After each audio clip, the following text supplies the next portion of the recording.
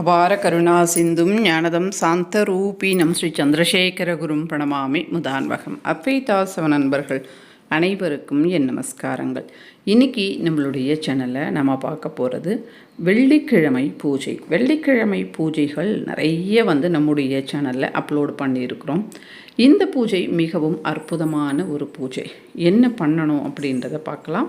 2 வகையான பூஜை முறைகளை சொல்கிறேன். உங்களுக்கு எது முடியுதோ அது செய்யுங்க, அல்லது 2ம் கூட செய்யலாம்.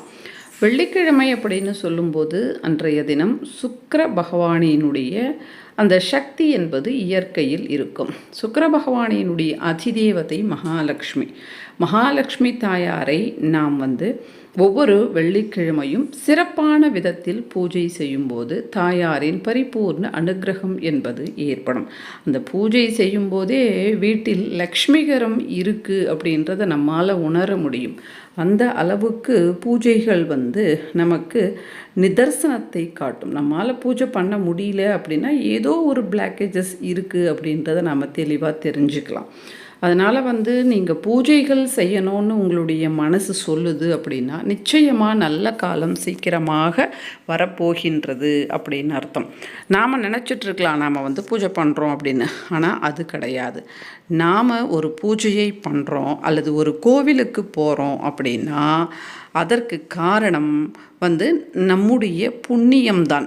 அந்த தெய்வம் நம்மை பார்க்கணும் அப்படின்னு நினச்சாதான் அந்த கோவிலுக்கு நம்மால் போக முடியும். அதே மாதிரி பூஜைகள் கூட அந்த தெய்வத்திற்கு நாம் பூஜை பண்ணணும் அப்படின்னு அந்த தெய்வம் விருப்பப்பட்டால்தான் நம்மால் பண்ண முடியும். அப்படி நம்மால் பண்ண முடியல, அந்த ஒரு ஆசையே நமக்கு மனசில் வரலை அப்படின்னு சொன்னால் அப்போது அந்த தெய்வம் நம்முடைய பூஜையை ஏற்கலை, இல்லை காலதாமதமாக ஏற்கும் அப்படின்றத நாம் குறிப்பாக எடுத்துக்கலாம்.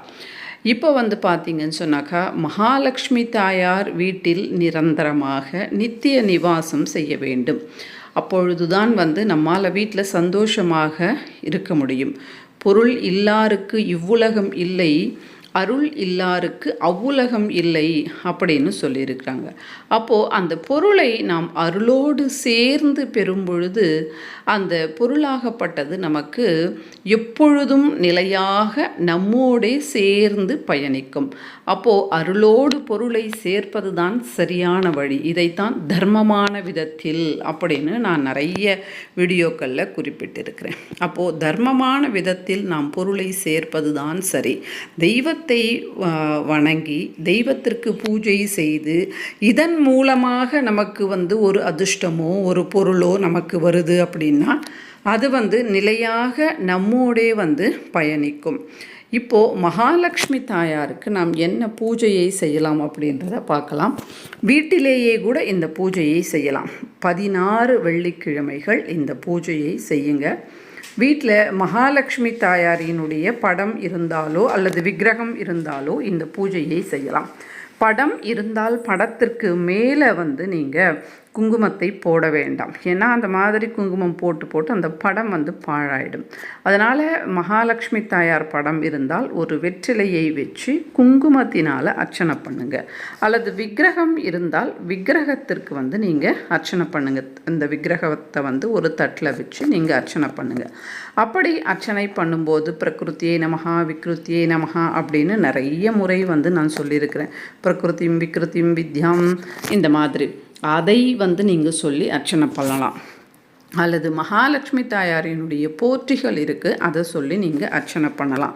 இது வீட்டிலேயே நாம் எளிமையாக செய்கின்ற ஒரு முறை. அல்லது நீங்கள் கோவிலுக்கு போயிட்டு மகாலட்சுமி தாயார் இப்போ இந்த இடத்துல மகாலட்சுமி தாயார் அப்படின்னு சொல்லும்போது மற்ற தெய்வங்கள் கோவிலுக்கு போகலாமா அப்படின்ற ஒரு கேள்வி எழும். நீங்கள் மகாலட்சுமி அப்படின்னா மகாலட்சுமி தாயார் தான். அந்த மாதிரி நீங்கள் ஒரு 16 வாரம் மகாலட்சுமி தாயார் அப்படின்னு சொல்லும்போது நீங்கள் நரசிம்மர் கோவிலில் இருக்கின்ற லக்ஷ்மியாகவும் இருக்கலாம், அல்லது ராமர் கோவிலில் இருக்கின்ற சீதா தேவியாகவும் இருக்கலாம், அல்லது கிருஷ்ணர் கோவிலில் இருக்கின்ற ராதா ருக்மணி இவங்களும் இருக்கலாம், அல்லது பெருமாளினுடைய பத்தினியாக சொல்லப்படுகின்ற மகாலட்சுமி. இந்த மாதிரி இருக்கக்கூடிய மகாலட்சுமிக்கு ஒவ்வொரு வெள்ளிக்கிழமையும் கோவிலுக்கு போயிட்டு குங்கும அர்ச்சனையை நீங்கள் செய்து கொள்வது நிச்சயமாக உங்களுடைய வாழ்க்கையில் நல்ல ஒரு முன்னேற்றத்தை சீக்கிரமாகவே இது ஏற்படுத்தி கொடுக்கும். உங்களுடைய ஜாதக நிலை ரொம்ப மோசமாக இருந்தால் கூட அந்த நிலை மாறி நிச்சயமாக உங்களுக்கு பணவரவு என்பது ஏற்படும். வீட்டிலும் செய்யலாம், கோவிலிலும் செய்யலாம், அல்லது இரு இடங்களிலேயும் நாம் செய்யலாம். அடுத்த பூஜை என்ன அப்படின்னா, ஒவ்வொரு வெள்ளிக்கிழமையும் குங்கும அர்ச்சனை எங்களால் பண்ண முடியலங்க, குங்குமத்தினால் அர்ச்சனை பண்ணணும், அதற்கு காசு ஆகும், எங்களால் முடியல அப்படின்னா நீங்கள் ஒவ்வொரு வெள்ளிக்கிழமையும் கோவிலுக்கு போகும்போது அம்பாளுக்கு சாத்த சொல்லி மல்லிகைப்பூ அல்லது முல்லைப்பூ அல்லது மல்லிகை முல்லை இரண்டும் கொண்டு போங்க. அடுத்து வளையல்கள், ஒவ்வொரு வாரமும் நீங்கள் வளையல்கள், சிகப்பு வளையல், பச்சை வளையல், மஞ்சள் வளையல், மெரூன் கலரில் இருக்கக்கூடிய வளையல், இந்த 4 வண்ணத்தில் இருக்கக்கூடிய ஏதாவது ஒரு வண்ணம் நீங்கள் வாங்கிட்டு போங்க. இப்போ 16 வாரம் இந்த மாதிரி செய்யுங்க. ஒவ்வொரு வாரமும் ஒவ்வொரு வண்ணம் வாங்கிட்டு போகலாம், அல்லது எல்லா வாரமும் ஒரே வண்ணம் வாங்கிட்டு போகலாம். ஆனால் இப்போ சொன்ன இந்த கலரில் ஏதாவது ஒரு கலர் நீங்கள் ஒவ்வொரு வாரமும் வாங்கிட்டு போங்க. தாயாருக்கு இந்த வளையலையும் சாத்த சொல்லுங்க. அது மட்டும் இல்லாமல் அந்த பூவையும் சாத்த சொல்லுங்க. இந்த மாதிரி கூட நீங்கள் 16 வாரம் மகாலட்சுமி தாயாருக்கு செய்தீங்க அப்படின்னா நிச்சயமாக தாயாரின் அனுகிரகம், அந்த தாயாரின் பார்வை, எந்த தாயாரின் பார்வை நம் மீது படணும் அப்படின்னு நம்ம எல்லாம் காத்துட்ருக்கோமோ அந்த தாயினுடைய பரிபூர்ண அனுகிரகம் என்பது நமக்கு நிச்சயமாக கிடைக்கும். இப்போது மல்லிப்பூ, முல்லைப்பூ இதெல்லாம் சீசன். அதனால் நீங்கள் இப்போ ஆரம்பிச்சிங்க அப்படின்னா இந்த 16 வாரம் ஆவதற்கு 4 மாதங்கள் ஆகும். அப்போ இந்த 4 மாதங்களும் இந்த பூக்கள் நல்லா நமக்கு மார்க்கெட்டில் வரும். அதனால் இந்த சமயத்தில் இந்த பூஜையை நீங்கள் ஆரம்பம் செய்யுங்க. தாயாரின் பரிபூர்ண அனுகிரகத்திற்கு பாத்திரமாகுங்க. இப்போ கடன் இருக்கு அப்படின்னு சொல்லுகின்றவர்களும் இந்த பூஜையை செய்யலாம். இந்த பூஜையின் மூலம் நமக்கு தர்மமான வழியில் நமக்கு பணம் என்பது வரும். அதனால் நிச்சயமாக இந்த பூஜையை செய்து கடனையும் அடைத்து கொள்ளலாம். பூஜை செய்தால் பணம் வருமா அப்படின்னா, இப்போ வேலை செய்கிறீங்க அப்படின்னா அதில் இன்க்ரிமெண்ட் வரும், அல்லது நீங்கள் பணம் யாருக்கிட்டையாவது கொடுத்துருக்கீங்க, அவங்க திரும்ப கொடுக்கல அப்படின்னா அந்த பணம் வரும்.